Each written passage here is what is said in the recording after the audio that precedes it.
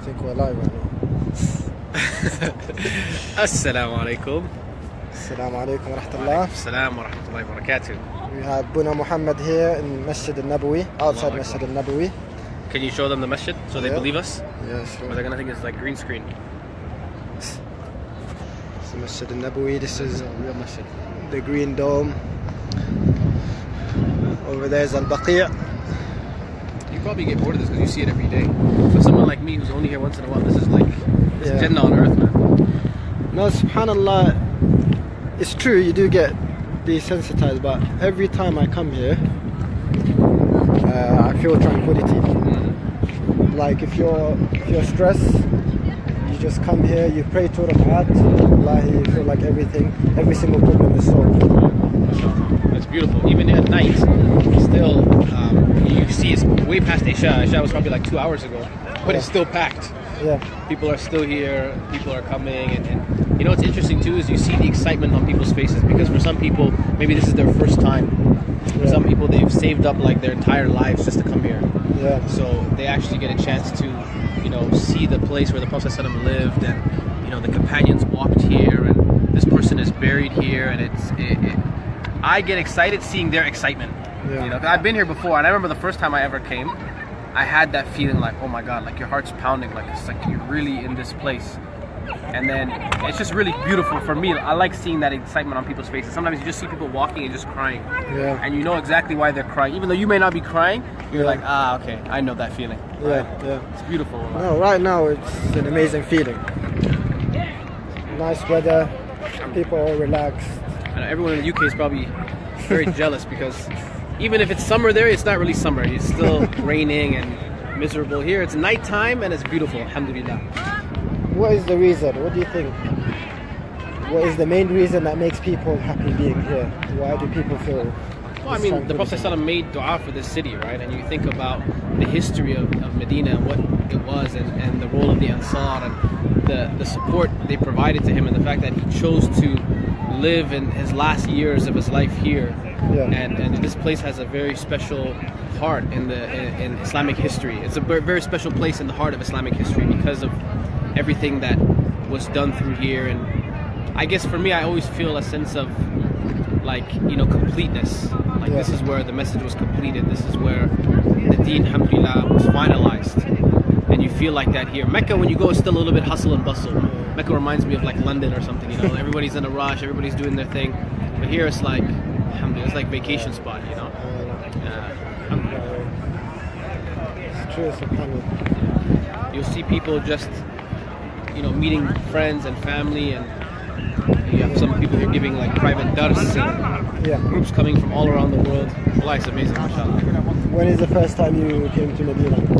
The first time I came to Medina, it was the first time I made Hajj, which was probably in about 2012, I believe. Okay. And that Hajj, actually, I brought my wife, who was about 5 months pregnant, my mother, who has a very bad knee, and my mother-in-law, who is diabetic.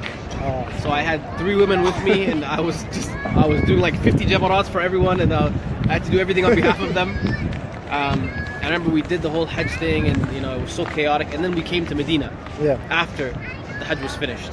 And wallahi, it was worth it.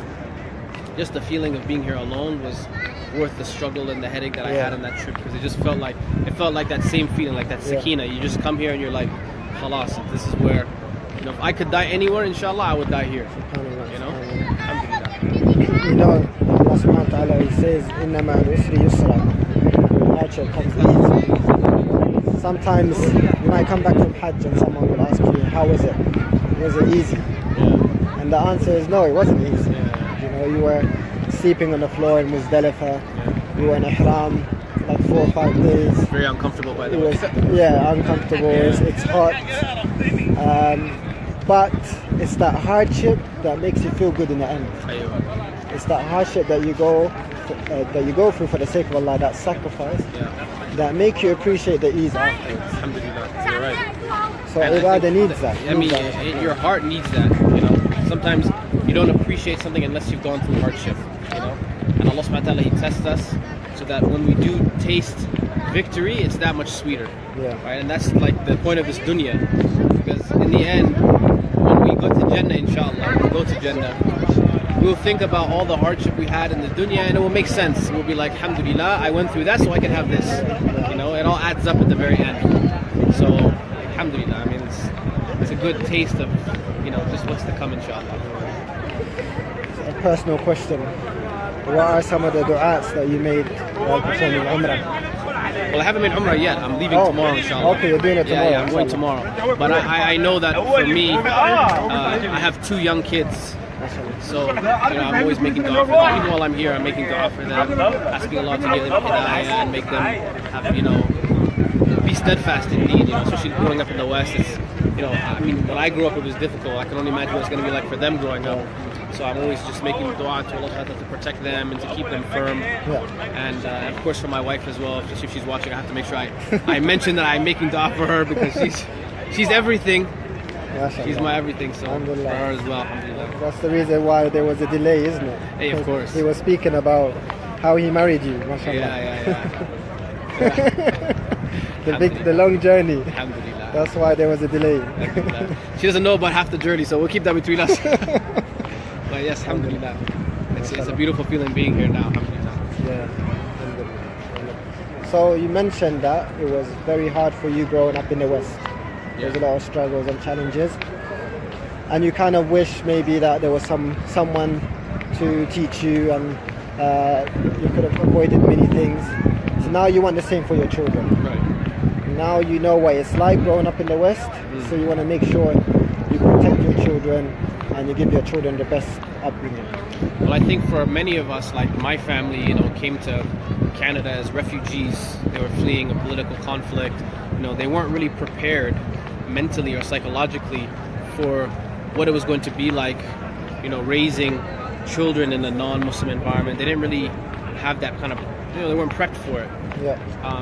And they didn't know what to expect. You know, they didn't speak the language, nothing. So I think we have definitely an advantage. Plus, Islam has grown exponentially in the last, 20 years in the West. We have Masjid now, we have Islamic schools, so we have a lot more opportunities to really see Islam flourish that probably our parents' generation didn't have.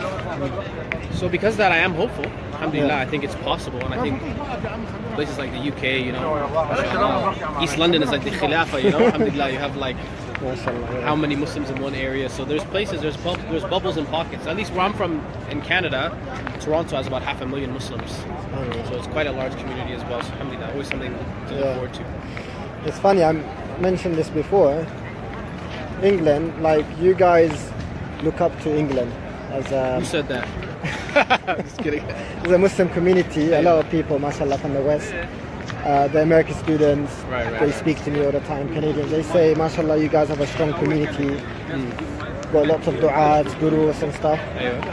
But all of that was quite actually recent as well. My father, when he went to the UK, at that time there was only 12 mosques in the whole of the UK. In the whole UK? The whole of the UK, yeah. Now we have around 3,000 mosques. We have the biggest Islamic charity or organization in the world. The head office is in the UK. We have hundreds, maybe around 1,000, Allahu A'lam, charities, organizations. And I say to my teachers here in Medina, that when I say 3,000 mosques, I don't mean 3,000 places where people pray and then go home, like what we might have here. Like Musalla and these things. Yeah. It's a place where they might have sisters department for sisters, groups for sisters, a youth department, a da'wah department, a fatwa committee, marriage and divorce services, funeral service. So it's a community cultural center. Yeah.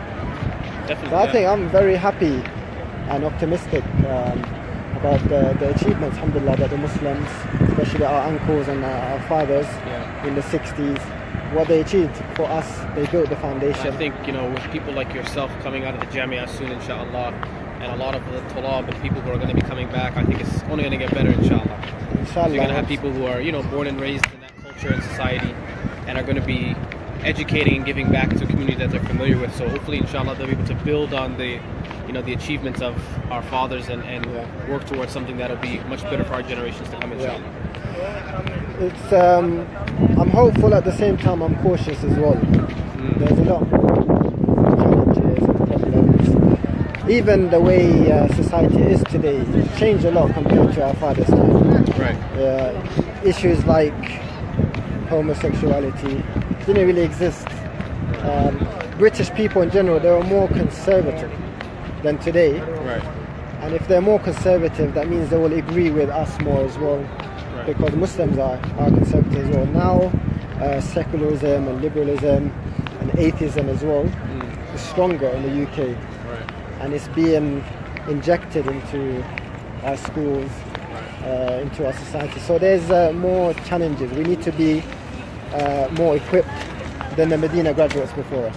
Right. We need to be, I think, more intellectual as well, more educated. We need to be more practical. I think we need to also realize that we're not living in a village. You know, we live in a global village, and you're going to be dealing with people who might not agree with 95% of what you believe with, but you have to figure out ways of coexisting. Yeah. And I think, you know, Islamic history has taught us that Muslims can live amongst different peoples of faiths and communities and flourish. Yeah. You know, it's not something that's out of the ordinary, and I think, alhamdulillah, as Muslims, we have the solution to a lot of the world's problems, and if we can present Islam in a practical sense, we can help achieve solutions to these problems. Yeah. It's funny you said that, because from that door, this is Bab Quba. This is where Sheikh Abdullah ibn Muhammad al-Amin al-Shanqiti, he teaches every day nearly tafsir between Maghrib and Isha. He said exactly what you said. He said today we live in a global village. That's what he said. And he said in that case we need to have more ijtihad or more hard work. That was a commercial break brought to you by our sponsors at Skype. The internet can be bad around the haram. But I mean, the point the Sheikh was making is completely valid. And I think we need to start thinking about ways of improving even our relations with our non-Muslim neighbors. You know, in the future, you know, what I hope to see is that dawah will not just be pamphlets handed at people's doorsteps. Dawah will be actually interacting with people and helping them achieve solutions to real life problems. Yeah. You know, imagine if there was like a Muslim-run drug and alcohol rehabilitation center that was just targeting society. You know, not even just for Muslims. I mean, it was Muslim-based, but our goal was to help people who wanted to improve themselves in whatever capacity. That in and of itself is a da'wah. People will, you know, think, you know, who helped them when they were in times of need. It should be us. You know, it should be Muslim. We should be on the forefront of helping society achieve solutions to problems. So I think that's the goal of hopefully, inshallah, future generations, is we're going to start taking our da'wah to the next level. It's not just going to be, and alhamdulillah, I'm nothing against, you know, street da'wah or pamphlets and stuff like that, but I just think it needs to be more. It needs to be more practical, and it needs to be at a level that is going to touch the people's hearts. I was telling this to a few of the Canadian students I was with while I was here. That as a da'i, especially in your position as you know, a student of knowledge, and you're going to become, inshallah, an imam of a community at some point, hopefully, people will very rarely ask you for the dalil. People, the layman, will ask you a question, and they don't even really care the evidence is, but they trust you as an individual. They look at you and they say, this is a person of taqwa, I know this person, I trust this person, I know his background. Because of that, I'm going to take what he says and make that something that's relevant to my life. That's scary. Yeah, it is. You know, it's very scary. But that's human nature. People are like that. So if people can look at us and say, you know what, I like these people. They're good people, they're honest, they're sincere, they, you know, are thoughtful. Whatever we tell them, they're going to agree with. You know, that's human nature. If you love somebody, you have a hard time distancing yourself from what they tell you. You know, so if people love us as individuals, as humans, then they're gonna have a hard time hating anything we have to say. You know, and that's why the Prophet ﷺ, he was al-Amin before he was Rasul. He was al-Amin, and everybody knew him like that. Everybody loved him. They, you know, trusted him. Even the Quraysh, they used to come to him to give him their belongings. You know, he was a person who was trustworthy. Can we say that about most Muslims nowadays? Are we like the most trustworthy people? I mean, I hope so. Many of us are. But would your non-Muslim neighbor feel safe leaving the key to their car in your hand? You know, say, I'm going to be gone for the weekend, just watch my house. Some would. I mean, I think my neighbors probably would, but some might not, and that's probably because of our own personalities. I think there's someone who... Hey, what's going on, man? Assalamu alaikum. How are you? Okay? Yeah. How you doing, man? Where are you guys from? I hope you're not hiding from somebody. They're gonna see you now. From the UK? Yeah.